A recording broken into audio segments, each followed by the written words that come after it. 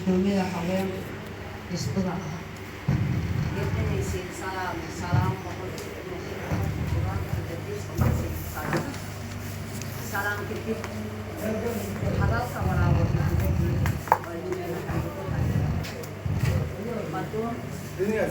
سلام كتير إذا سيم فرح سنا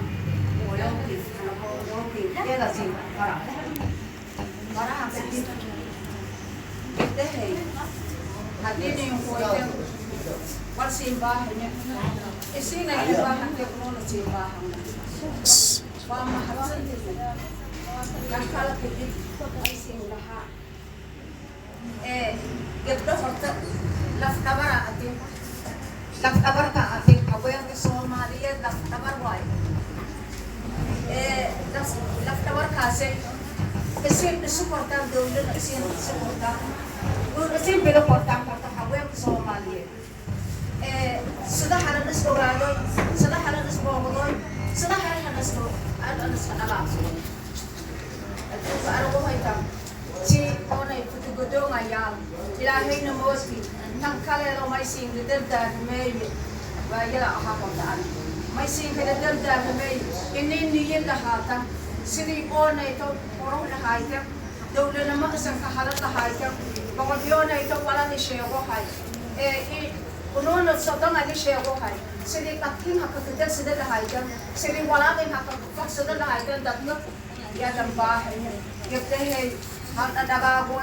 سومالنا ما هي سوبيوي إسلامنا ما هي سوبيوي ولا الدين كان الدين ده سونو بما خبنا ولا الدين كان يقوم بدنا خبنا أنو نحن نتوان ما كيوا هذا الإواقي نادا الأوهاي هذا كما كتير هذا كور كان أو هذا أنت اسمه يوم كويتم إلهي سبب سين كسي بقول بيجي تمني أفرت قرآن هذا الدين سلام أنت سلام الله وعليكم السلام ورحمة الله وبركاته. وهاي مروة فاطمة إبراهيم كومان قدوميها أوركا وين حزب السامو وأيضا الدور كل هاي شركة كان بيسوي جنسي. مرة وقفلها يوم كرسم بنا قريبا عند الجمهور البرنامجنا هي هي الوقت بقولي دونا هاي الشيء هاتم عمو باقايا قدوميها حزب السامو مدن ويس حسين هنيرو وخطبة ديسي وقتها كان الشركة وقصد المدن القدومية فليتفضل.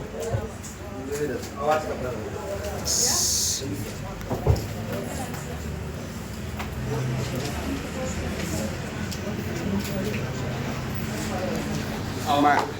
عدك عادي وحوالي خلاف كجرا.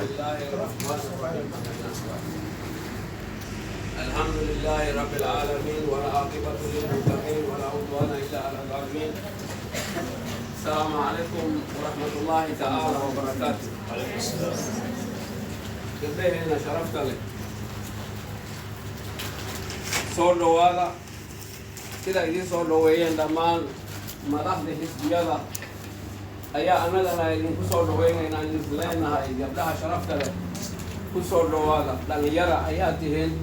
سوماليا وحال الله هي بقول كيبة تدوات نيشان بقول كيبة تدوات نيشان وهالنير دل كان ووجد مرحلة أسكت عليها دل كان الروائين دل كان بدباليان وهالنيران هذنا هذه هوس روسي دبوا وقبله سوماليات إلى دل كان بدباليان الوباهين رجع وها لنا تجاوب بدل وحبلان لو سميه waxaan jeclaan lahayn insha allahu tacaala in oo ay noqoto dadka ugu horeeya inay ahaataan dalka sidii looga badbaadin fikrado in la idinka helo sida ay sheegtay gudoomiyaha haweenka xisbiga samo ay la sheegtay wixii ay diintii noo ogoshahay ayaa anugu rabnaa aniga taas ayaan ku taageersanahay wixii diin muddo islaam baanu nahay وهي دينتا نو أقول إن الهشان أيان قرب يو جاشان إذا كنا يقالنا هاي حسبك سنانك أمانك يوم الدم أولورينتا سامو مركز سوق قبل تاس محمد قاتل وتهاي باقي لي الصوت صارت لمانتو xisbiga inuu hormuud ku yahay saxiixooda sidaa darteed waxaan isleenahay u xiiliya dalkiina u xiiliya dadkiina u xiiliya diintiina u dhegnaada xeeldhigga aha wixii diinta noo ogoshahay ayaan ogolnahay ereygaas ku dheganaada waa sax wixii diinta idin ogoshahay anigana sidaas oo kale ayaan u ogolnahay marka waxaan leenahay haddaad tihiin marna dhalinyaradii ayaa tihiin marna waxaad tihiin udubdhahaadkii dalka ayaa tihiin marna waxaad tihiin warshadii wax soo saarayso ninka aqoon-yahanka ninka macallinka ninka geesiga ah ninka fulaygaba waxa dhalay waa idinka dadka hadda madaxdii ay yihiin dadkii soo barbaariyeen ayaa tihiin marka waxaan idinka codsanaynaa qaybtiina halaasha ahaa sidii ooba dalkan hurnimadiisa markii la soo sheego dadka hormuudka gabdho ayay ahaayeen hurnimadaas inaad waddadiisa qaadaan ayaan jecelnahay dalkan badbaadadiisa idinka ayaa idinka sugaynaa xisbiga samowna diyaar ayuu idin leeyahay hiil iyo hooba inuu idinku garabsiiyo insha allahu tacaala waxaan jecelnahay boqolka gabdhood oo maanta qaybtii ugu badneed oon la kulnay in oo fariinta dadka kale oo gabdhaha kale ay maanta fursad u helin inay maanta yimaadaan inay naga gaarsiisaan fariintaas dhinaca kale waxaan leeyahay xisbiga waa xisbigiina ku soo dhowaada idinka ayaa la idinka rabaa xisbigan inaad kore u qaadaan idinka la idinka sugaya wax kastaba xisbiga wuu furan yahay sida hore loo sheegay qof kasta oo Soomaali ah 18 sano jir ah maskaxdiis ay fiyowdahay waa lagu soo dhaweynayaa xisbiga xisbi waa uu furan yahay dhammaan shacabka Soomaaliyeed oo jamhuuriyadda Soomaaliya oo degan yihiin ayaa u furan yahay marka waxaan idin leenahay soo dhawaada ku soo dhawaada xisbigiina diyaar ayaan leenahay inaan wax alla wixii oo tashiilaad ah u baahan tihiin sida idin soo dhaweeyo inaan idin soo wax idin kala qabano waxaan leeyahay assalaamu calaykum waraxmatullaahi tacaala wabarakaatu aad ayaa u mahadsantihiin